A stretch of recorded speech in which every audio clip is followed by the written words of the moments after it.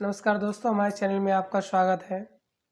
आज की जो हिंदी की क्लास है वो हिंदी का साहित्य का विकास है। इसमें हम सबसे जो इम्पोर्टेंस दे रहे हैं वो एसएससी जीडी और यूपी पुलिस के लिए दे रहे हैं। तो हिंदी का जो विकास है यहीं से क्वेश्चन ज़्यादा बनते हैं कि खड़ी बोली का विकास और हिंदी भाषा का विकास। तो हम यहाँ जो चैप्टर हमारा है हिंदी का साहित्य का विकास, ये साहित्य से रिलेटेड है और साहित्य हम पढ़ रहे हैं। तो हिंदी जो है हिंदी शब्द कहाँ से आया, कैसे उत्पत्ति हुई, ये सब हम जानेंगे। तो हिंदी शब्द जो है, हिंदी शब्द फारसी शब्द है। कैसा शब्द है? हिंदी शब्द फारसी शब्द है। देन किसकी है? ईरानियों की देन है।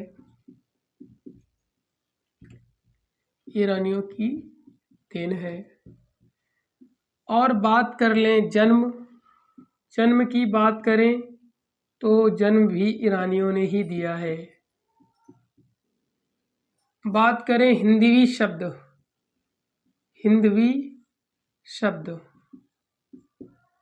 30 बार प्रयोग में लाया गया है और हिंदी शब्द ओनली हिंदी शब्द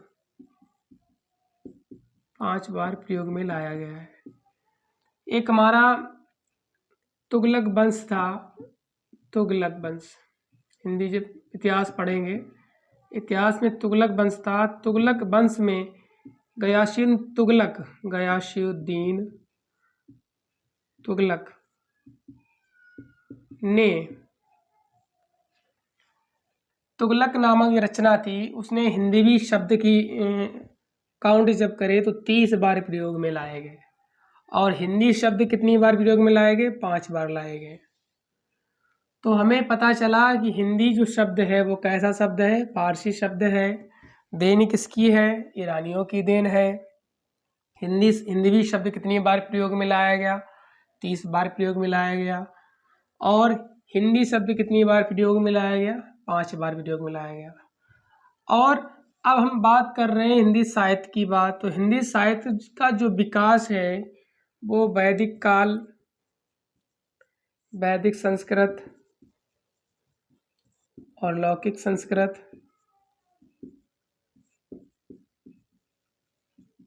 और पाली, प्राकृत और अपभ्रंश, ये सारी विकास हुआ है। लेकिन इससे पहले हम क्या करेंगे? हिंदी भाषा का विकास पढ़ेंगे। क्या पढ़ेंगे? हिंदी का भाषा का विकास पढ़ेंगे। हिंदी भाषा का विकास 3 चरणों में हुआ है। पहला जो चरण है पुरातन काल, 500 ईस्वी पूर्व, जिसमें हम पढ़ेंगे वैदिक काल। वैदिक काल में क्या हुआ था? वैदिक काल में वेद और पुराण की चर्चा हुई थी। तो अब बात कर लें लौकिक काल। तो लौकिक काल में क्या था? रामायण और महाभारत की चर्चा हुई थी। तो क्वेश्चन बनता है कि महाभारत जो है किस चरण में प्रयोग हुआ? तो आपको बताना है पुरातन काल। अब बात कर लें मध्यकाल। तो मध्यकाल जो है, मध्यकाल में 500 ईस्वी से लेकर, यहाँ ईस्वी नहीं, ईसा पूर्व से लेकर 1000 ईस्वी तक। तो पाली जो है, पाली का सन पूछा जाता है। तो पाली का जो सन है 500 ईस्वी से लेकर 1 ईस्वी तक। और प्राकृत की बात करें तो प्राकृत में 1 ईस्वी से लेकर 500 ईस्वी तक। अपभ्रंश की बात करें तो 500 ईस्वी से लेकर 1000 ईस्वी तक। अब बात करें आधुनिक काल। तो आधुनिक काल जो है हमारा तीसरा चरण है। कौन सा चरण है? तीसरा चरण है। आधुनिक काल जो है वो 1000 ईस्वी से लेकर अब तक।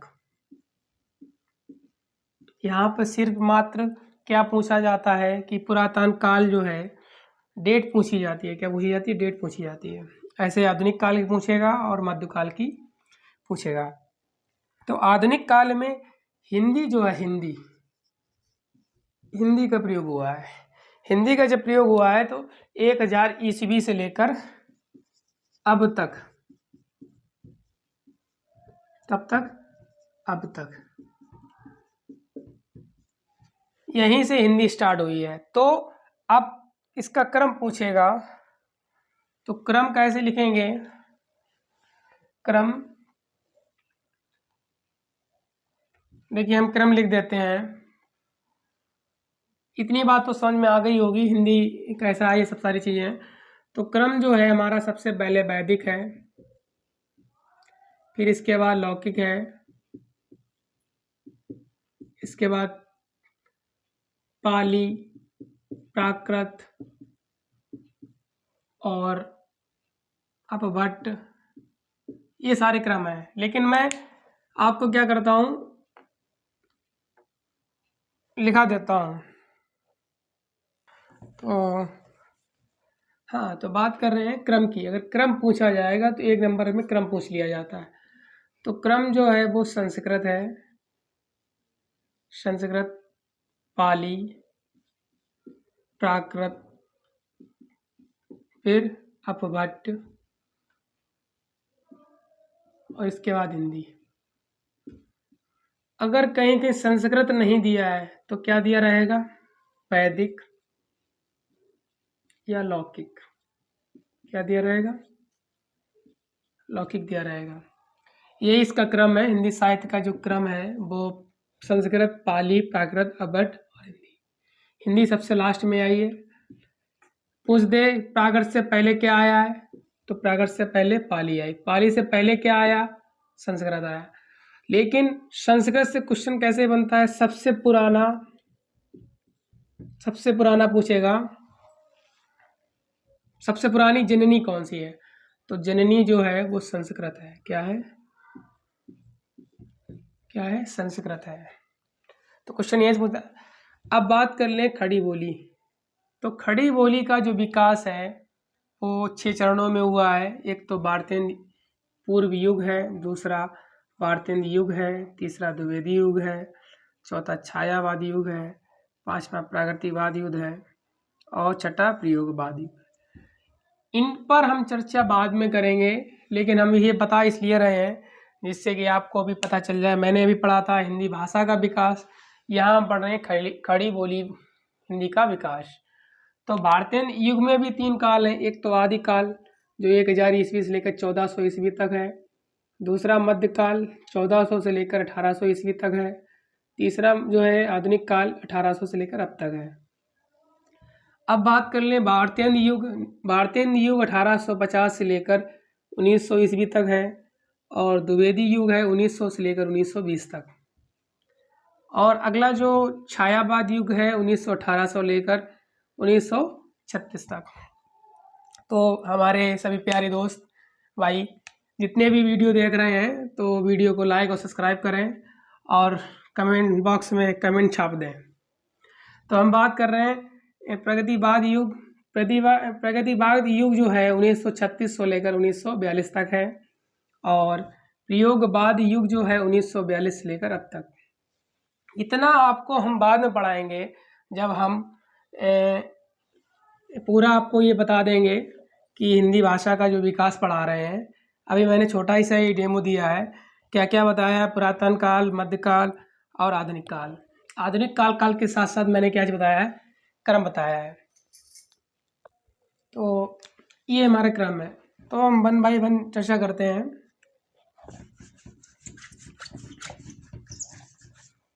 तो जो हिंदी जो है, हिंदी में सबसे पहले उपभाषाएं कितनी हैं?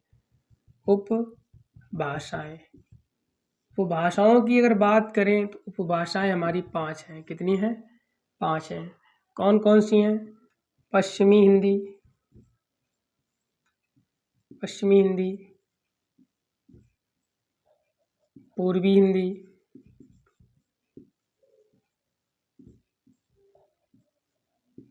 और पहाड़ी हिंदी। पहाड़ी हिंदी के बाद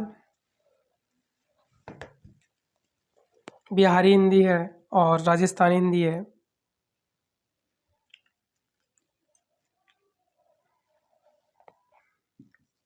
एक है बिहारी हिंदी,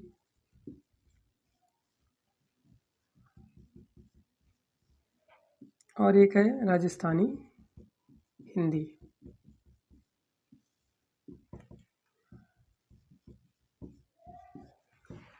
तो उपभाषाएं कितनी है? 5। कौन कौन सी हैं? पश्चिमी हिंदी है, पूर्वी हिंदी है, पहाड़ी हिंदी है, बिहारी हिंदी है और राजस्थानी हिंदी है। अगर हम बोली की बात कर लें, बोली कितनी है, तो हमारे बोली तो 17 है, लेकिन 17 अगर ऑप्शन नहीं दिया है, 18 या 19 का ऑप्शन दिया देगा, तो आपको 18 टिक करना है, क्योंकि एक बोली बढ़ गई है, क्योंकि हमारी भोजपुरी भोजपुरी को मान्यता मिल गई है। तो इस बिहाफ पर 18 बोलियां हो गई हैं, वैसे 17 बोलियां हैं। तो हम क्या करते हैं,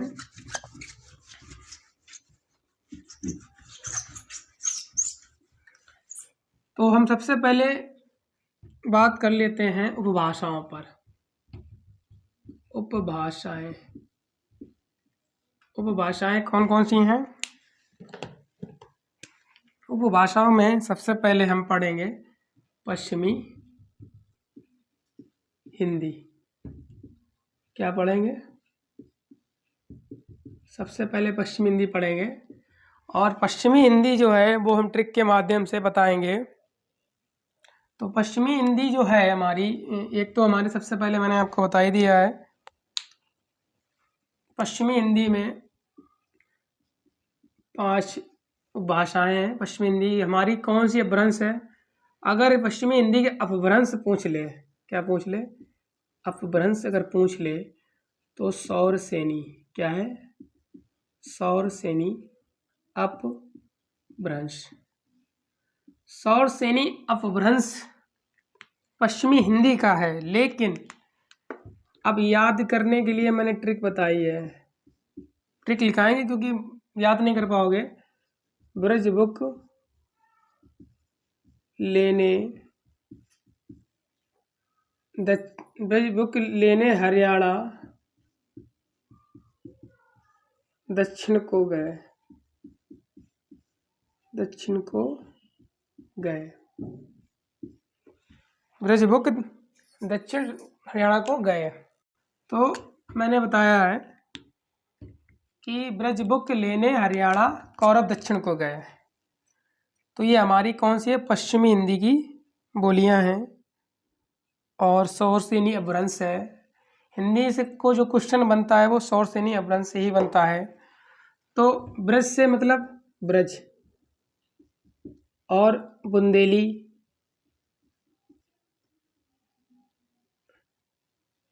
ब्रज, और हरियाणवी, कौरवी, कौरवी के बाद दक्षिणी। ठीक है, ये क्या है? हमारी बोलियां हैं। तो कैसे याद किया? ब्रज बुक लेने हरियाणा कौरव दक्षिण को गए। क्या लेने गए? ब्रज, ब्रज से क्या ब्रज में गए, बुक क्या लेने, कौन सी बुक लेने गए? बुक लेने गए हरियाणा, हरियाणा से लौटे कहाँ? कौरव, और दक्षिण को चले गए। तो ब्रज बुक हरियाणवी, कौरवी, दक्षिणी। ठीक है, और ब्रजमंडल है।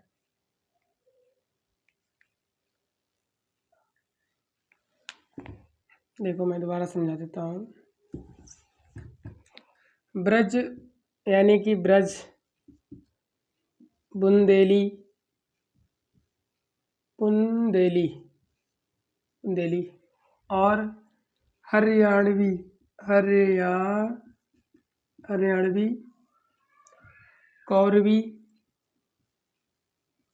कौरवी के बाद दक्षिणी, और इसमें कन्नौजी भी आता है, कन्नौजी, कन्नौजी भी आता है। तो ये कौन सी हैं? ये सारी हमारी बोलियां हैं। सौर सेनी अपभ्रंश के अंतर हमने क्या पढ़ा है? सौर सेनी अपभ्रंश के अंदर मैंने पढ़ा है ट्रिक के माध्यम से, ब्रज बुक लेने हरियाणा कौरवी दक्षिण को गए। ब्रज, बुंदेली, हरियाणवी, कौरवी, दक्षिणी, कन्नौजी, ये कहाँ की हैं? पश्चिमी हिंदी की भाषाएं हैं। कौन से अपभ्रंश में आती हैं? सौर सेनी अपभ्रंश में आती हैं। अब हम बात कर लें पूर्वी हिंदी की, बात कर लें पूर्वी। तो पूर्वी हिंदी जो है सबसे पहले अपभ्रंश जान लें, अपभ्रंश कौन सा है। अपभ्रंश की बात करें तो पूर्वी हिंदी में अपभ्रंश कौन सा है? अर्धमागधी, अर्धमागधी अपभ्रंश, अर्धमागधी अपभ्रंश। अर्धमागधी अपभ्रंश में हम क्या पढ़ेंगे? टिक के माध्यम से ए, बी और सी। ए मतलब अवधि, बी मतलब पघेली और सी मतलब 36 गढ़ी। तो अवधी भाषा में जो रचनाएं कौन कौन सी रही हैं? एक तो रामचरितमानस, रामचरितमानस पहली भाषा। दूसरी जो है, तो दूसरी जो भाषा है, मैं शायद दिख नहीं रहा होगा बट मैं एक काम करता हूँ, दूसरी लिख देता हूँ, यहाँ लिख देता हूँ। जो अवधी भाषा है, अवधी भाषा का प्रयोग किस रचना में हुआ है? रामचरितमानस, रामचरितमानस में हुआ है। और दूसरी जो रचना है रामचरितमानस के अलावा वो जो है जायसी, जायसी की रचना है पद्मावत, ऐसे लिख देते हैं पद्मावत। तो रामचरितमानस किसने लिखा है? वाल्मीकि लिखा है। और जायसी ने क्या लिखा है? जायसी ने लिखा है पद्मावत और वाल्मीकि ने लिखा है रामचरितमानस। क्वेश्चन ये बनता है कि रामचरितमानस जो रचना है वो किस भाषा, किस अपभ्रंश में है या किसने लिखा है? तो अवधी भाषा में है और वाल्मीकि ने लिखा है। आज के लिए इतना ही, बाकी कल की क्लास जो होगी वो हम बताएंगे, पहाड़ी हिंदी बताएंगे और बिहारी हिंदी बताएंगे और राजस्थानी हिंदी बताएंगे। आज के लिए इतना ही, धन्यवाद।